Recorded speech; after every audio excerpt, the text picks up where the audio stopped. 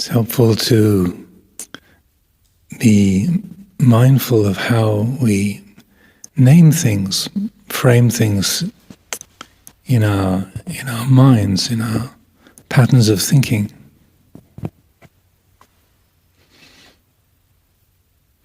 We so easily say, yeah, I worry all the time, or I'm really jealous of so-and-so. I can't get on with this person, or I'm in love with that person.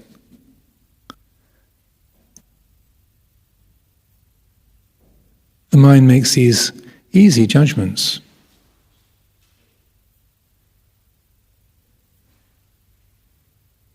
I can't stand this kind of weather. This is really good. This is really bad. This is our ordinary way of thinking, our way of speaking with each other, the way we name and frame our experiences, particularly our emotions and attitudes. I'm always worried.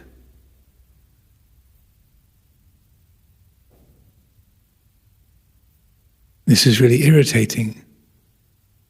This is wonderful.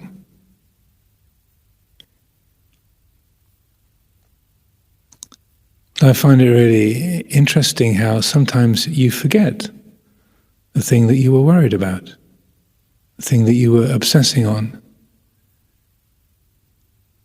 The attention is drawn by some other activity, some other event, and there's a moment where you realize, I was really upset about something.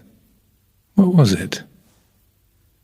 And in that moment, the mind is quiet. Then you remember, oh yes, that's really annoying. But where was the annoyance when you forgot what it was that you were annoyed about? Where was the problem when you forgot what it was that you were worried about?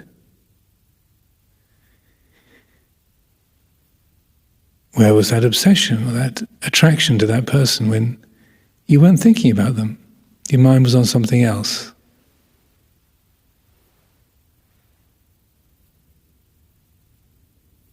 Therefore, it's really beneficial, very helpful to notice the stories we tell ourselves. I can't stand this. I love that. I've got to have this. That's really irritating.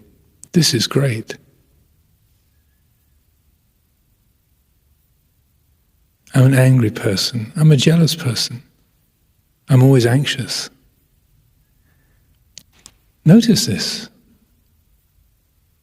What does it say about the mind if you notice? You've forgotten what it was that you were worried about. You forgot what it was that you were irritated by.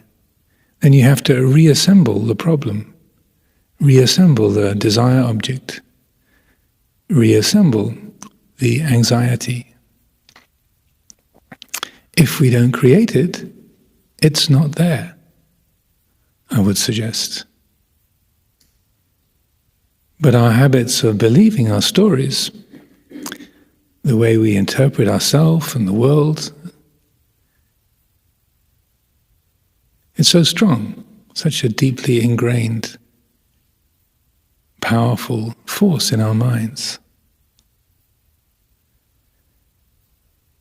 Many years ago, when Luang Por Sumedho was teaching about this area, I found it very helpful how he would point out you've got to change the paradigm. Rather than me and my problem, me and the thing that I love, the thing that I hate, my anger problem, my jealousy problem, my anxiety problem, my lust problem, my complaining problem. Notice the mind doing that, and change the paradigm from me and my problem to here's the Buddha seeing the Dhamma. Here's the awake mind aware of this quality that has arisen in the present. We tell ourselves it's there all the time. I can't bear this, or I'm attached to that. I'm worried about this. I'm jealous of that person. But when it's explored and looked at, really investigated, we find it's not true. This was a big revelation for me back in that time when Luang Por was speaking of this over and over. I would tell myself, I'm a worried person, I'm always anxious. I'm so uptight.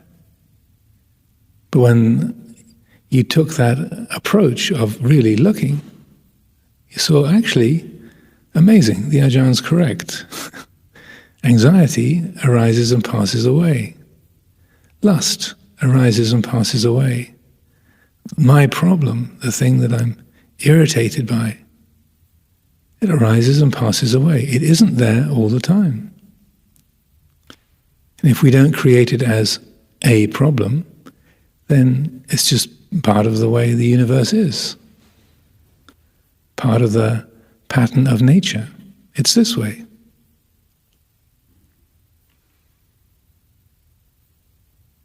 It might seem a bit grand to talk in terms of the Buddha seeing the Dhamma, but an equally valid and maybe more relatable way to speak of it is, here is the awake, aware mind, knowing the way things are.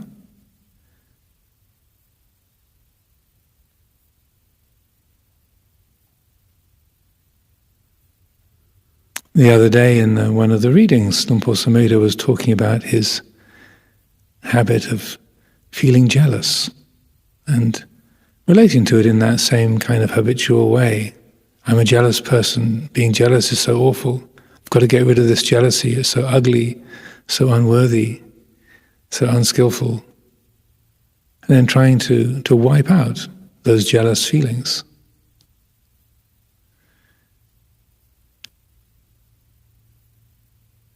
In this way, what we're doing is we're creating an identification with those attitudes, those emotions, those mental states. I am anxious. I am jealous. I am in love. I am in a fight. I am unworthy. I am the best. Right there, Sakkaya Ditthi is being compounded, strengthened.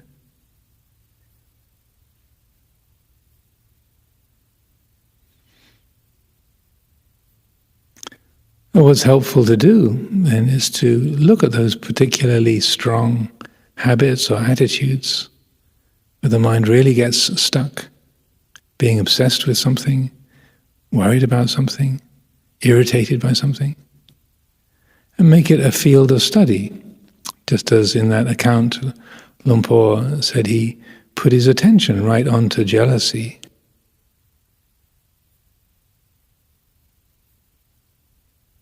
We can explore that in various ways.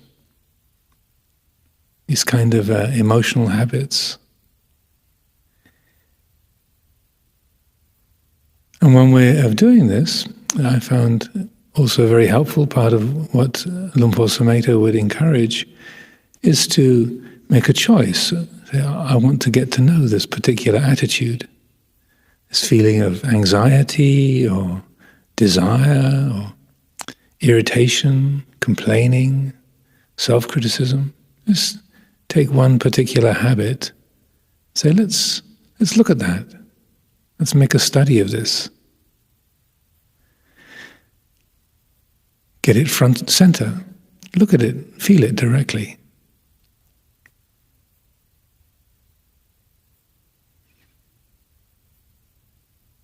One way of doing it is, as Luang Por described in that talk, in that interview, of he would just amplify the feeling of jealousy, try to make himself jealous of everything, to make it so strong and so repeated that it became ridiculous.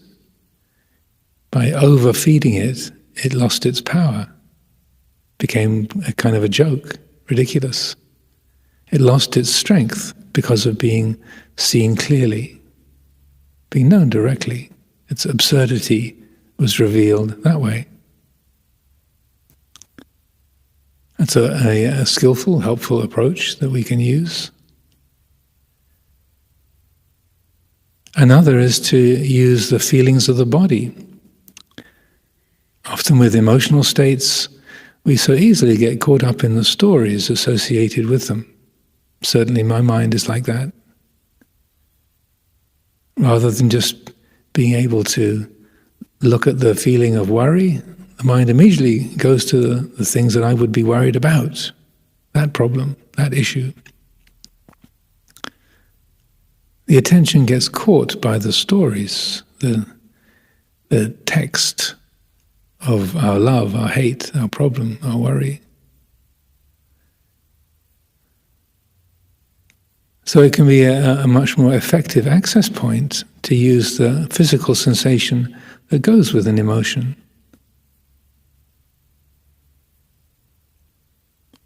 A way to do this is to focus the attention in meditation. Sitting meditation is usually easier as it's more stable, uncomplicated.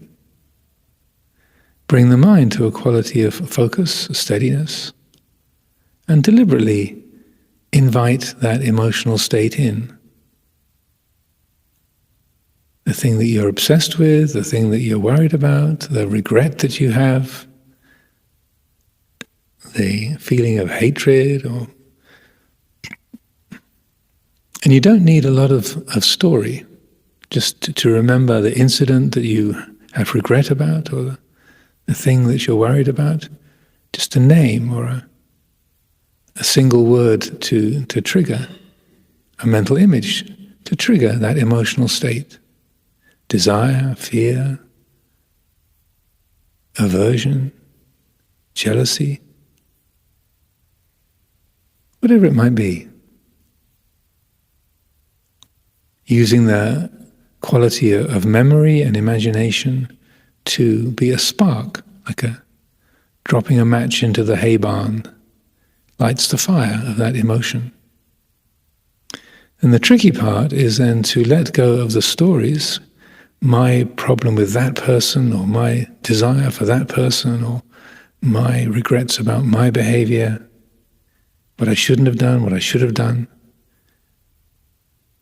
This is the trickiest part, is to take the attention off the story, the memory, bring it right into the body. Where do you feel that sense of grief or regret, longing, worry? Every emotion, every mental attitude has a physical counterpart. If you bring the attention into the body, feel the sensations of the body, you can notice, with a bit of effort and exploration, where that emotion sits. It's different for everybody. And the texture of the emotion will be different too. You might feel anger like an iron bar across your shoulders, or just your stomach becoming rigid, your jaw tightening, or a feeling of a vibration and heat all over. It can vary. Whatever the feeling, sensation that goes with that emotion, bring the attention to that. Whether it's a tightness in the throat, a heat in your armpits, tightness in the stomach, whatever it might be. Bring the attention right to that sensation without a comment about whether it should be there or shouldn't be there. Just to fully and completely know that. To accept this is the sensation of anger. This is the sensation of anxiety, of desiring. It's like this. To feel and to know, fully accept the sensation that's there in the body.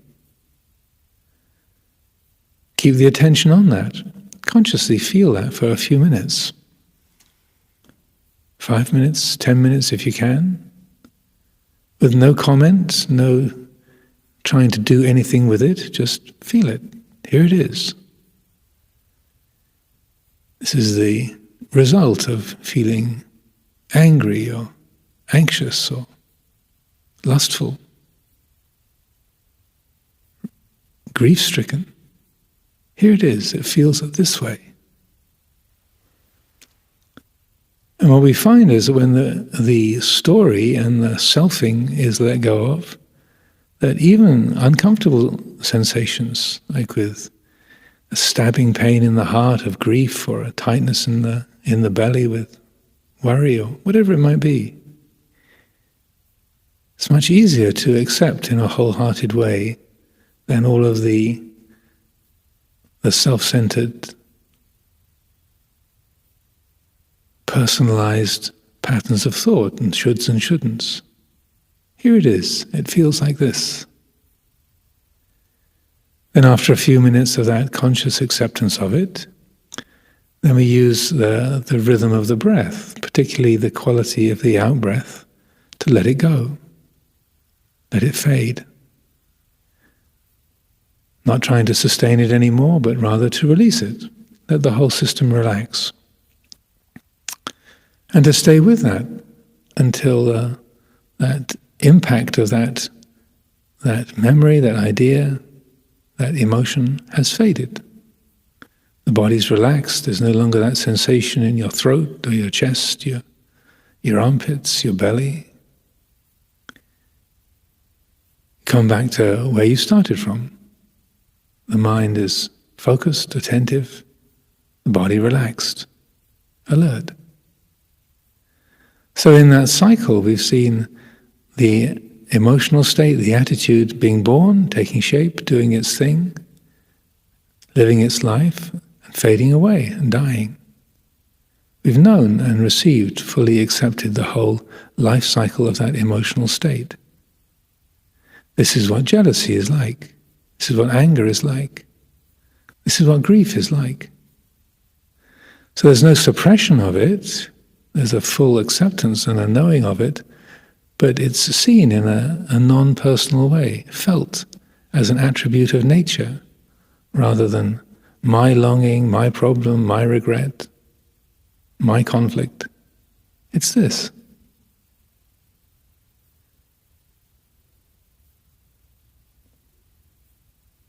And it's also seen directly how it's an impermanent thing. It's a thing. It begins, lives its life, and ends. It's an event, not a permanent and absolute quality. My problem isn't a problem. It's a wave of feeling that arises and passes away. It can't be permanent. It can't have an owner. It can't be who and what we are. It might have a very strong momentum behind it, might be heavily conditioned to keep repeating, but in this kind of practice it's really known fully and clearly. It's an event. Jealousy feels like this. It arises, does its thing, fades away. And that which knows the jealousy or the grief or the fear, the anger, the lust, the regret, it's not lustful, it's not angry, it's not jealous. It's not agitated. And that's not just an idea, but it's known directly through the process of this investigation, contemplation.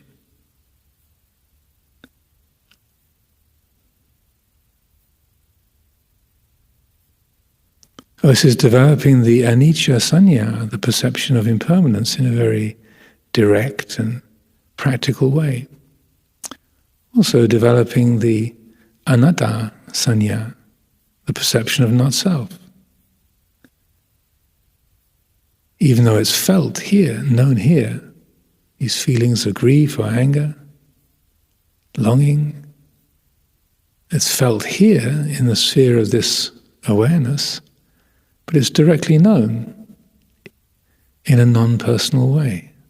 It's a pattern of nature, arising, doing its thing, fading away. Can't possibly be who and what we are.